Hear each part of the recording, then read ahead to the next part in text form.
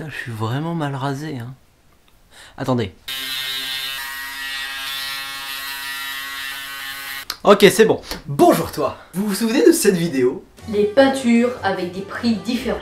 Dans les Sims, tu peux faire artiste et vendre des peintures. Je parlais des incohérences dans les jeux vidéo et en l'occurrence là c'était les Sims. Eh bien mesdames et messieurs, c'est avec un grand plaisir qu'aujourd'hui je vous annonce que je réouvre les hostilités avec le magnifique Zelda Breath of the Wild. J'ai toujours un accent de merde. Alors avant de commencer, je préfère prévenir. Il y aura des spoils, donc si vous n'avez pas fini le jeu, eh ben revenez un peu plus tard. Et aussi dans cette vidéo, je vais parler d'incohérences. Donc il y en a certaines que je vais citer et où vous allez dire mais s'il n'y avait pas ça, le jeu fonctionnerait pas, c'est logique, parce que s'il n'y a pas ça... Stop! Je sais, le but de cette vidéo est de rire autour de ces bonnes vieilles incohérences. Allez c'est parti, générique.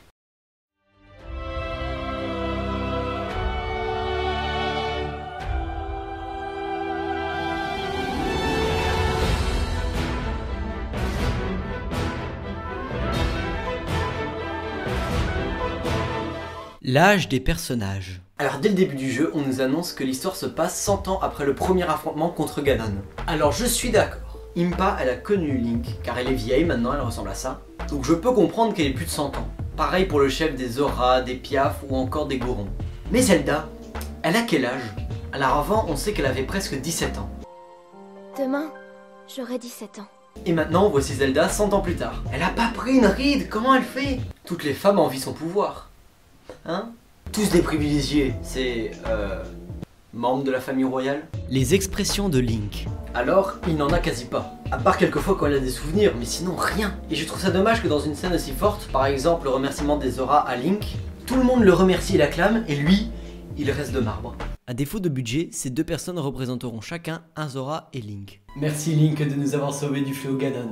Ben de rien, hein. Vraiment, sans toi, l'avenir de notre peuple aurait été détruit par Ganon. Ok. Nous t'offrons l'arme de Mipha en guise de remerciement. Ah, ça fait plaisir. Les cris des créatures divines. Les créatures divines, ce sont des grosses machines qui permettent de protéger Hyrule contre la menace de Ganon. Ok, pas de problème. Mais tu m'expliques comment ils arrivent à crier alors qu'elles n'ont pas de bouche? Surtout qu'à la base, ce sont des machines. Alors d'accord, c'est fait par les Sheikah, mais bon. À part s'ils ont enregistré des bruits, bah non, il n'y a même pas de machine pour enregistrer des sons. C'est pas logique. Le peuple Gerudo. Avant de commencer, je vais faire une petite piqûre de rappel pour expliquer qu'est-ce que c'est le peuple Gerudo. C'est un peuple composé de 100% de femmes et qui vivent dans le désert Gerudo, et plus précisément dans la cité Gerudo, où d'ailleurs les hommes sont interdits. Alors je veux bien qu'au début on nous force à nous travestir pour pouvoir rentrer dans la cité, ce qui est quand même un niveau de voyeurisme assez élevé, mais après que l'on se casse le cul à récupérer le masque du tonnerre chez les Iga, désactiver les défenses de la créature divine, résoudre tous les casse-têtes à l'intérieur de la créature, tuer le boss qui, on va pas se le cacher, est le plus dur du jeu, récupérer le contrôle de la machine. Et je dois toujours me travestir pour rentrer dans cette putain de cité? Elles n'ont aucune reconnaissance ces femmes. Surtout qu'à l'intérieur de la cité, on vous vend des armures pour hommes. Allez savoir pourquoi. La force des Yiga. J'en ai parlé tout à l'heure pour la mission Vanaboris, la créature divine des sables. On doit aller s'infiltrer dans le repère des Yiga et y récupérer le masque du tonnerre. Et pour y arriver, il faut s'infiltrer sans être vu. Et quand on se fait repérer, eh ben logique, on se fait one-shot par les gardes. Tandis que quand on arrive devant le boss, on ne se fait pas one-shot par lui. Ce qui est techniquement logique, mais... faudrait peut-être lui dire que ses soldats sont plus forts que lui, non? Je trouve ce décalage de force très logique, mais un peu dommage. La difficulté de l'escalade. Alors on sait tous que sous la pluie, l'escalade est quasiment impossible. On glisse, on se casse la gueule, on meurt. Mais sur un glacier, on en parle que Link il arrive à le grimper sans problème alors qu'il y a de la glace? Tu m'expliques comment Link il fait pour tenir? Link il grimpe sans difficulté. C'est vrai, c'est pas logique. Merde. La réincarnation des âmes. Nous savons que les prodiges, à leur mort, se réincarnent dans leur créature divine. Donc ils deviennent techniquement la créature divine. J'accepte, c'est stylé. Mais les autres membres du royaume, ils font comment? Ils se réincarnent en quoi? Zelda, elle se réincarne en château. Et Link, en moto. Là, il n'y a que ceux qui possèdent le DLC qui ont compris cette vanne.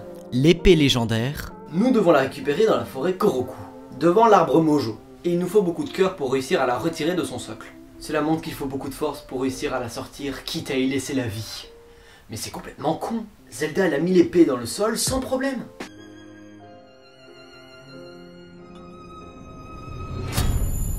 Pourquoi Link doit perdre tous ses cœurs pour réussir à la retirer? Surtout que quand on a réussi, l'arbre Mojo nous redonne toute la vie. Tu pouvais pas le faire pendant que j'étais en train de retirer l'épée, j'ai un royaume à sauver moi. Le fourreau de l'épée légendaire.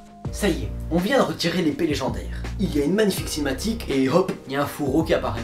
Mais il me vient d'où? Qui l'a mis là? Qui l'a mis déjà dans son dos? Mais c'est pas logique. Ah bah ça y est, j'ai fini avec les incohérences. Alors j'en ai sûrement oublié pas mal, mais le jeu est tellement grand en même temps, j'ai pas encore eu le temps de tout visiter. N'hésitez pas à me dire dans les commentaires des incohérences que j'aurais oubliées. Je me ferai un plaisir de les lire. Voilà, merci d'avoir regardé cette vidéo. Moi je retourne sur Hyrule. Allez, des bisous.